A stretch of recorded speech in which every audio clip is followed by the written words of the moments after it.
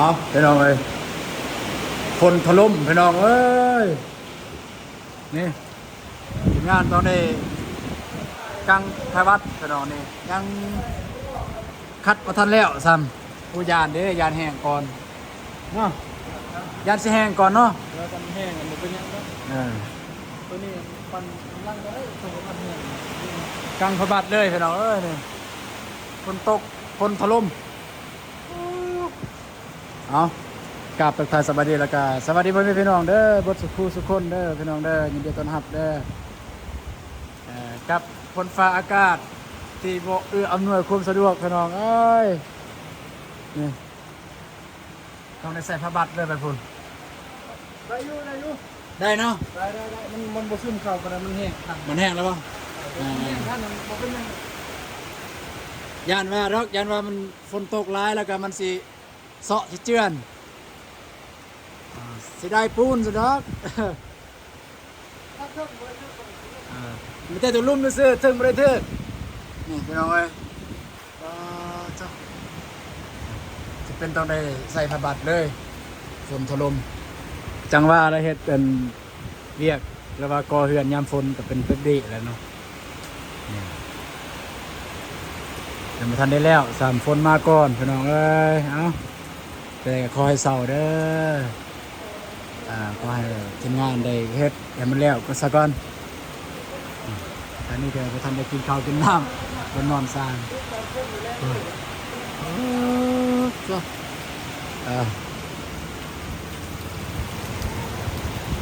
พายุเข้ามาลาวใต้นี่ลมพัดเลย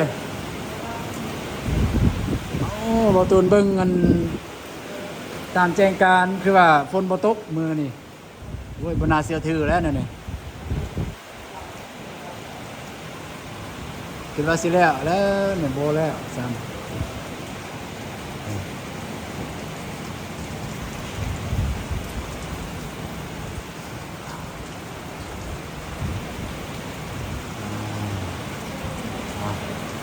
บ้านนี้เด้อพี่น้องเด้อมืดบ่ได้เห็นหยังเลยฝนตกเข้ามาในก็ค่อนข้างมาปลอดภัยโอ้ตัวนี้ซิมเข่าพี่น้องบ่ได้อัดซ้ำอัดก่อนมันจึงบ่เข้า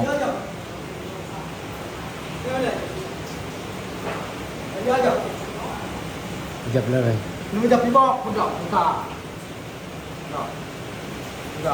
ตัวก็เลยก็ปลาตักเจอดอกมาตามมันออกไอ้ยูกายแน่เมื่อเขาได้ดอก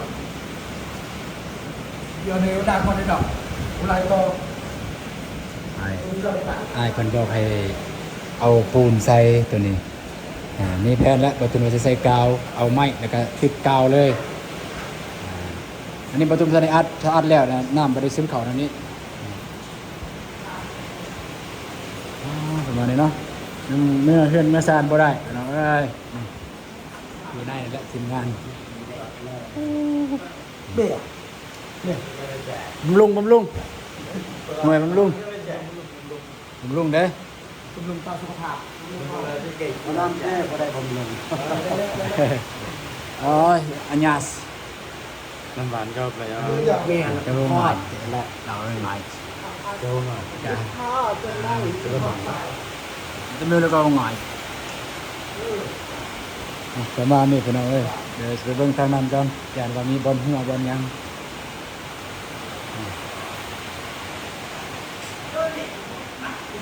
แต่ว่ามีบอลหัวเด้อพี่น้องเด้อ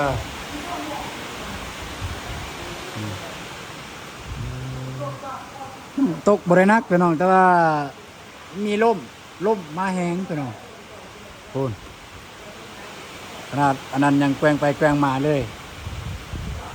ดอกโซลาร์เซลล์ค่ะ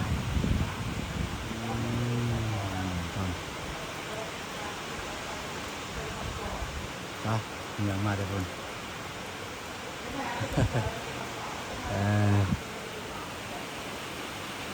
เห็ดเรื่องน้ำฝนสิละพี่น้อง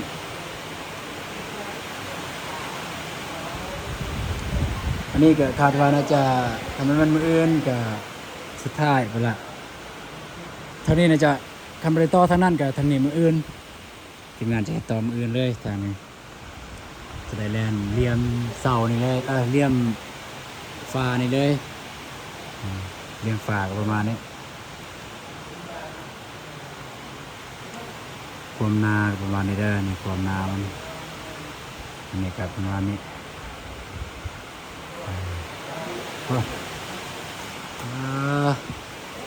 เอาแต่อยู่นี่แล้วพี่น้องบ่ได้เมื่อซ้ำยังบ่ทันยังเมื่อบ่ทันใดฝนตกลัดหน้าพี่น้องเอ้ย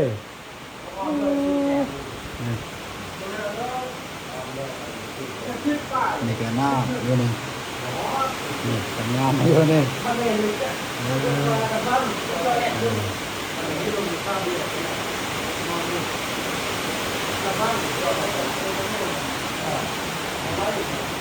ดูทางนอกนี่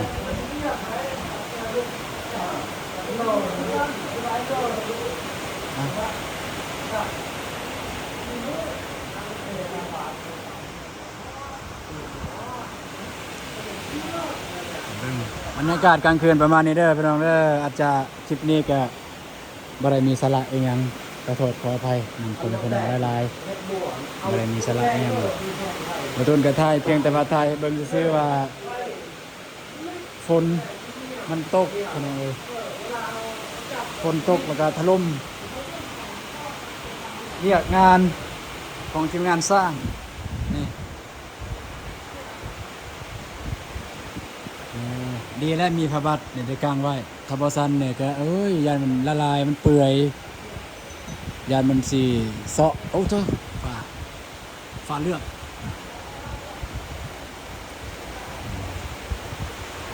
ประมาณนี้อันนี้ยังว่าแค่นี้มีผ้าบัตรอยู่นอกแต่บ่มีผ้าบัตรพี่น้องเอ้ยตัวอยู่นอกแต่บ่มีผ้าบัตรนี่อยู่นี่อยู่นี่ไม่มีผ้าบัตรเลยพี่น้องเอ้ยอยู่นี่ไม่มีผ้าบัตรเอาญาติอยู่เด้อยู่นี่ไม่มีผ้าบัตรตัวอยู่เทิงกันเพราะว่ากำลังหากระเทใหม่ๆเทมาวันนี้แต่ว่า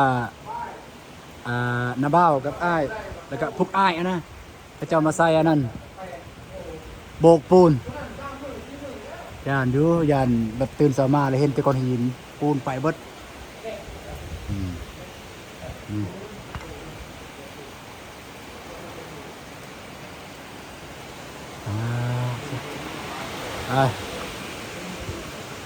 ยังเมื่อไปท่านได้พี่น้องเดี๋ยวจะน้อยแล้วจึงเมื่อพี่น้องเนาะตอนนี้ยังเมื่อไปท่านได้พายุถล่ม